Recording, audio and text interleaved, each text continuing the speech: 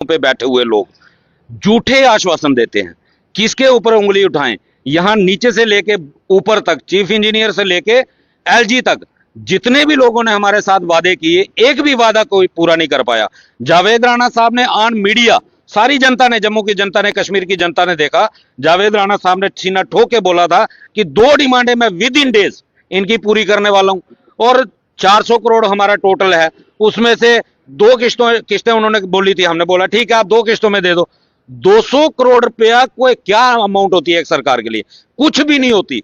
एक लोटा पानी भी नहीं होती। जैसे एक समुद्र से एक लोटा पानी निकालना हो, 200 करोड़ रुपया इतनी ही वैल्यू रखता है सरकार के लिए, लेकिन वो भी डेली वेजर को नहीं दिया गया। तो इससे हम क्या उम्मीद करें कि ये सरकार डेली वेजर को क्या हम मांग रहे हैं कि रेगुलाइजेशन दे दो अंडर SRO 64, तो कहां हम उम्मीद करें कि जो मिनिस्टर अपने वादे नहीं पूरे कर पाते, जो पेंडिंग वेजेस नहीं दे पाते, तो वो हमें रेगुलाइजेशन कहां से देंगे? इसलिए हमारे मन में शक पैदा हो रहा है कि कहीं ना कहीं सरकार सिर्फ टाइम किल करने की कोशिश कर रही है, जो हम बिल्कुल बर्दाश्त नहीं करेंगे। आने वाले समय के लिए तैयार है, प्रोटेस्ट ही एकमात्र साधन है? बिल्कुल, हमारे पास कॉन्स्टिट्यूशनल यही राइट है कि हम प्रोटेस्ट करें, धरना करें इन लोगों के खिलाफ, तो वो उसके लिए हम तैयार हैं। इसलिए हम दोबारा तैयार हैं अपने मान सम्मान के, अपने जायज हक लेने के लिए। जो 30 साल से इन्हीं पॉलिटिशियनों ने कोई ना कोई बहाना बना के लगातार हमें, चाहे कोविड हो, चाहे 2014 का फ्लड हो, चाहे मिलिटेंसी हो,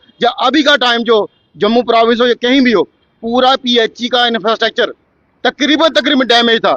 वो क्या डेली वेज ने अपनी जान पे खेल के पहाड़ों पे ऐसी जगह पे काम किया उन्होंने, और आज सिस्टम चल रहा है। तो सरकार में जो लोग बैठे हैं उनको ये चीज़ समझ होनी चाहिए थी। आज भी जम्मू प्रोविंस हो या कश्मीर में हो, PHE में कम से कम 25-30 हज़ार क्या ये डेली वेज की शॉर्टेज है। हम लोग आज अपने से डबल काम कर रहे हैं। तो सरकार अगर आज भी हमारा नहीं करेंगी, तो जैसे मेरे साथियों ने कहा 6 अक्टूबर का टाइम हमने दे दिया। अगर असेंबली सेशन पहले भी लगता है तो हम उसके लिए भी तैयार हैं। हम किसी भी हद तक जाएंगे जो कॉन्स्टिट्यूशन में राइट दिया।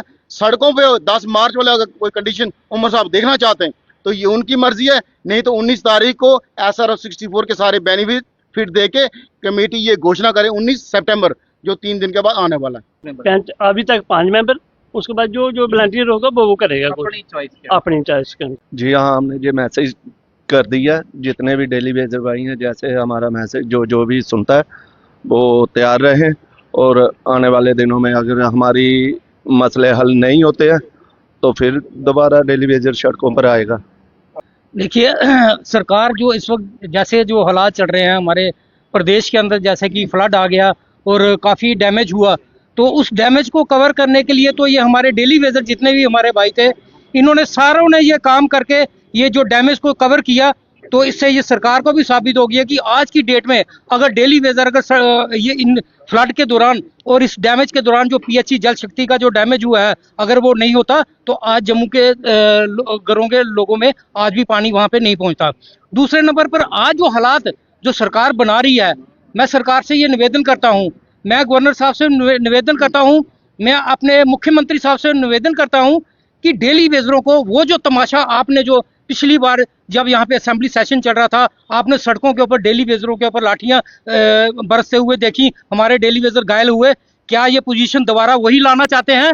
मैं सरकार से निवेदन करता हूँ कि डेली वेजरों का अगर आपने टाइम मांगा था, आपका टाइम पूरा हो गया है, आप उसका रिजल्ट बाहर निकालिए, यस और नो। उसके बाद हमारा फैसला जो यूनाइटेड फ्रंट लेगा, अगर हमारे हक में होगा हम गवर्नमेंट का वेलकम करेंगे, अगर हक में नहीं हुआ तो उसके बाद दोबारा आप देखोगे सड़कों के ऊपर डेली वेजर दोबारा उतरेगा।